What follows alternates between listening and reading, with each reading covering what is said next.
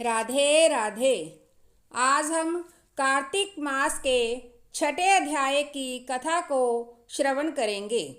कार्तिक मास के छठे अध्याय में भगवान विष्णु अपने भक्त को बताते हैं कि कार्तिक मास में व्रत करने वाले लोग उन्हें बहुत प्रिय होते हैं और कार्तिक के स्नान और दान के महत्व को भी समझाते हैं। यह अध्याय भगवान विष्णु की पूजा, तुलसी की पूजा और ब्राह्मणों के सम्मान पर जोर देता है और कहता है कि यह व्रत सभी पापों और दुखों को नष्ट करता है और मुक्ति का मार्ग खोलता है। अब कथा इस प्रकार है। इस कथा में नारद जी कहते हैं कि जब 2 घड़ी रात बाकी रह जाए तब तुलसी की मृतिका, वस्त्र और कलश लेकर जलाशय पर जाएं।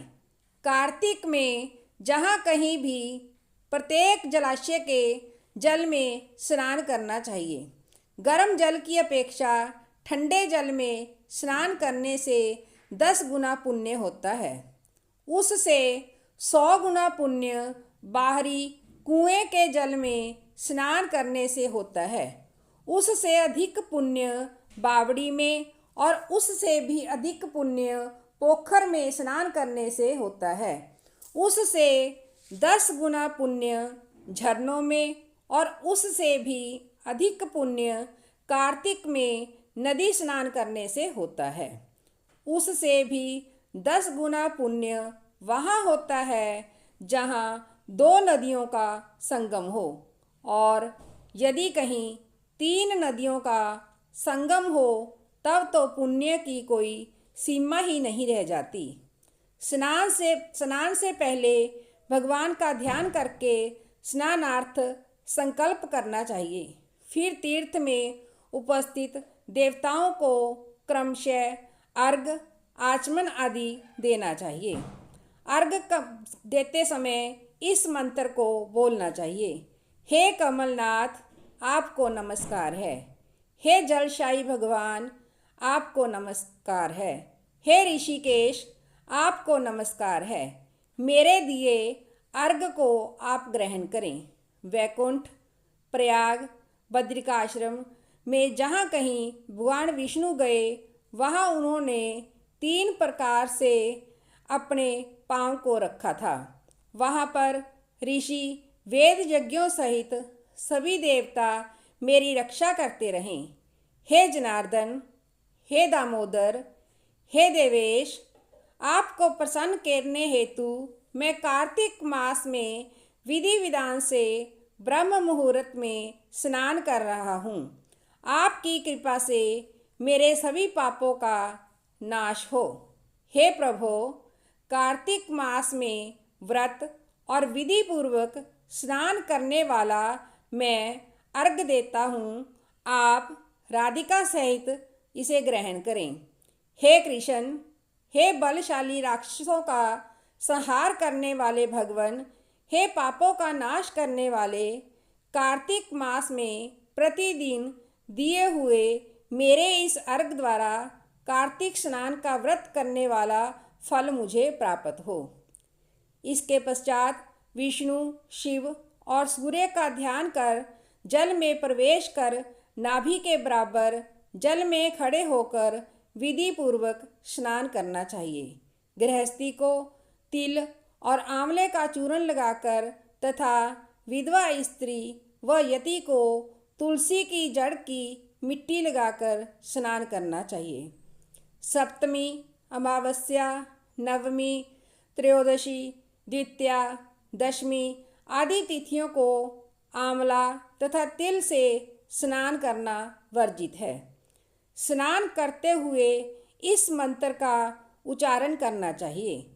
जिस भक्ति भाव से भगवान ने देवताओं के कार्य के लिए 3 प्रकार का रूप धारण किया था, वही पापों का नाश करने वाले भगवान विष्णु अपनी कृपा से मुझ पवित्र बनाएं।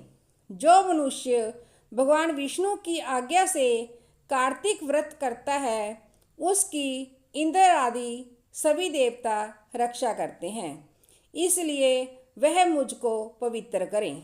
बीजों, रहस्यों और यज्ञों सहित वेदों के मंत्र, कश्यप आदि ऋषि, इंद्र आदि देवता मुझे पवित्र करें।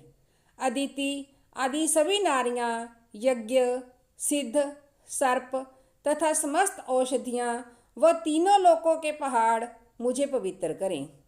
इस प्रकार कहकर स्नान करने के बाद मनुष्य को हाथ में पवित्री धारण करके देवता, ऋषि, मनुष्यों तथा पितरों का विधि पूर्वक तर्पण करना चाहिए। तर्पण करते समय तर्पण में जितने तिल रहते हैं उतने वर्ष पर्यंत व्रती के पितरगण स्वर्ग में वास करते हैं।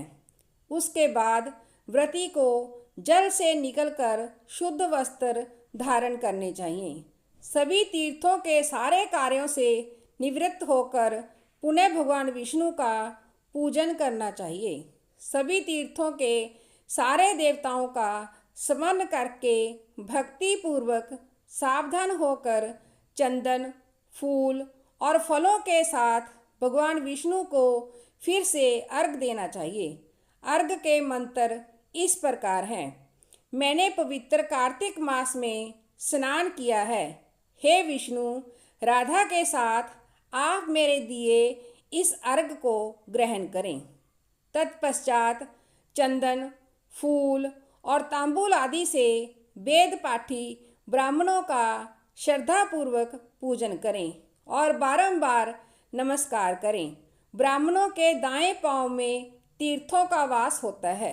मुंह में वेद और समस्त अंगों में देवताओं का वास होता है।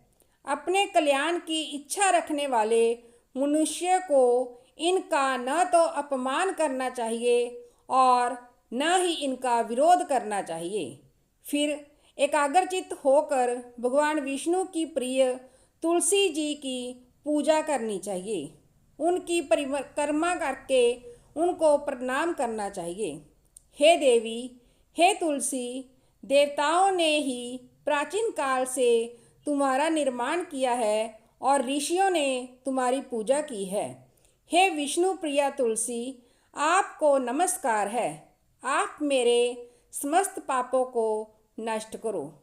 इस प्रकार जो मनुष्य भक्ति पूर्वक कार्तिक व्रत का अनुष्ठान करते हैं वे संसार के सुखों का भोग करते हुए अंत में मोक्ष को प्राप्त करते हैं। राधे राधे।